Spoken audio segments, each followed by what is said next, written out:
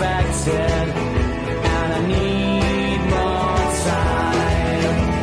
She's got a sister, and God only knows how I've missed her. And on the palm of her hand is a blister, and I need more time. And I want you. Assalamualaikum warahmatullahi wabarakatuh. Kita dari kelompok 3. Jadi ini kita tuh mau ngeliput tentang mall Cimol Bojot. Sebelumnya kita bakal perkenalan dulu. Satu, nama saya Jawab pakai Raffi yang biasa dipanggil Aro, absen 14. Nama saya Musananda Fata, biasa dipanggil Uca, absen 26. Nama saya Galoresi Afizu, biasa dipanggil Galio, absen 18. Perkenalkan, nama saya Sika Bilkis, bisa dipanggil Bilkis, absen 19. Perkenalkan, nama saya Sabrina Fitriana Andraini, absen 34. Saya Kesya Winda Ramadhani, absen 22. Oke, lanjut aja terus ya guys. Dadah. Halo semuanya. Perkenalkan, nama saya Musa Ananda Fata sebagai reporter 1. Perkenalkan, saya Sabrina sebagai reporter 2. Kali ini kami sedang berada di Harapan Jaya nih untuk meliput salah satu kuliner yang menjadi favorit masyarakat, yaitu Cimol Bojot. Benar banget nih Mus. Tempat ini selalu ramai pengunjung dan tentu saja kami akan berbicara langsung dengan penjualnya. Yuk ikuti wawancara kami. Berada bersama abangnya nih, langsung aja ya perkenalan. Halo, Dengan abang siapa nih? saya Rizky. Oke, langsung aja ke pertanyaannya ya. Iya. Sebelumnya, apa nih tantangan terbesar selama berjualan di sini? Mungkin kayak persaingannya atau hal-hal lainnya gitu. Kalau masalah terbesar sih nggak ada sih bro, karena kan kita di sini saingannya juga masih sedikit, masih hitungan jari. Ya paling masalah terbesar ya kali kayak cuaca gitu, sama kayak misalnya nggak ada uang kembalian 1000-an, itu paling sering sih. Kalau dari menu Cimol Bojot nih, kira-kira menu apa sih yang paling sering dibeli sama disukai sama pelanggan? Kalau menu yang paling sering dibeli sama disukai sama pelanggan sih biasanya yang cimol keju, isi keju. Nah itu dia paling banyak minatnya. Terus di mana lagi sih cabang Cimol Bojot ini? Apa ada cabang di tempat lain? Kalau untuk sementara sih baru ini aja. Tapi ada kemungkinan bakal buka lagi, tapi nanti jauh di Galaksi. Sejak kapan sih usaha Cimol Bojot ini dibangun, atau mungkin baru atau udah dari lama? Kalau usaha ini sih baru sih kak. Sebelumnya si yang punya ini tuh dia jualannya es durian di belakang Al Azhar, tapi sekarang udah tutup, gantinya ke Cimol Bojot ini. Ini juga baru jalan 4 bulan. Biasanya kapan Cimol Bojot ini ramai pengunjung? Biasanya sih kalau kita kan buka dari jam 2 siang sampai jam 10 malam.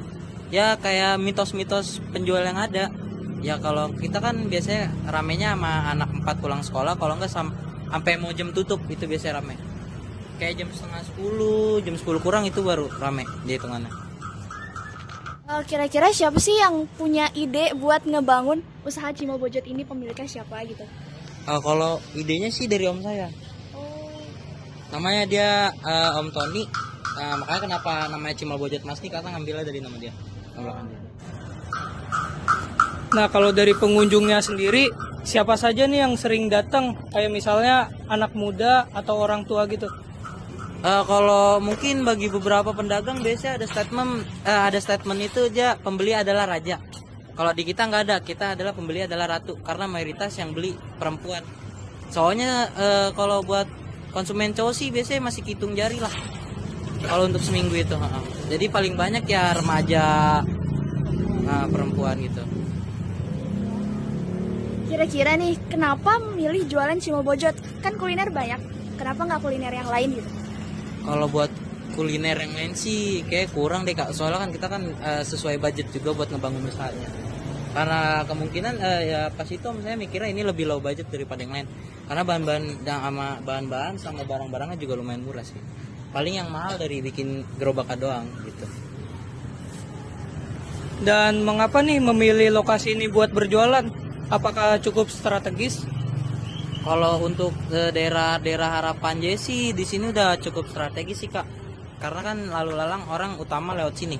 Mau ke Sumarekon bisa lewat belakang, kalau mau ke Rawabugel bisa lewat sini juga. Jadi gitu Kak. Lagian juga mayoritas penduduk sini tuh sering jajan juga hitungannya. Gitu. Oh, kalau buat kualitas rasa nih, kira-kira gimana sih cara ngejaga biar kualitas rasa Cimol Bojot ini tetap sama gitu? Jadi dulu sebelum buka ini kan emang sempat bikin juga. Jadi itu kayak ibaratnya kayak training gitu. Nah kebetulan saya udah nemuin racikan bumbu. Jadi kayak takaran bumbu. Semisal kakak pengen beli cimol tapi bumbunya barbeque bisa, sedang bisa. Jadi itu udah ada takarannya sendiri gitu Kak. Oke, terakhir mungkin bisa diceritakan bagaimana awal merintis usaha ini sampai dengan sekarang.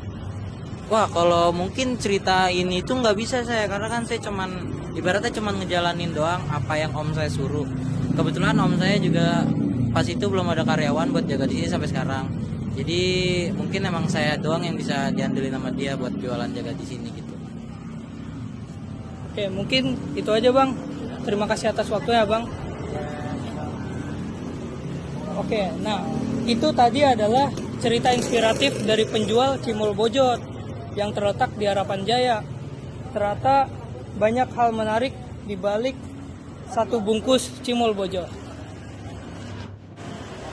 Semoga kisah ini bisa menginspirasi dan tentunya membuat kalian makin penasaran buat nyobain Cimol Bojot ini. Terima kasih sudah menonton vlog berita kelompok kami. Maaf bila terdapat salah kata.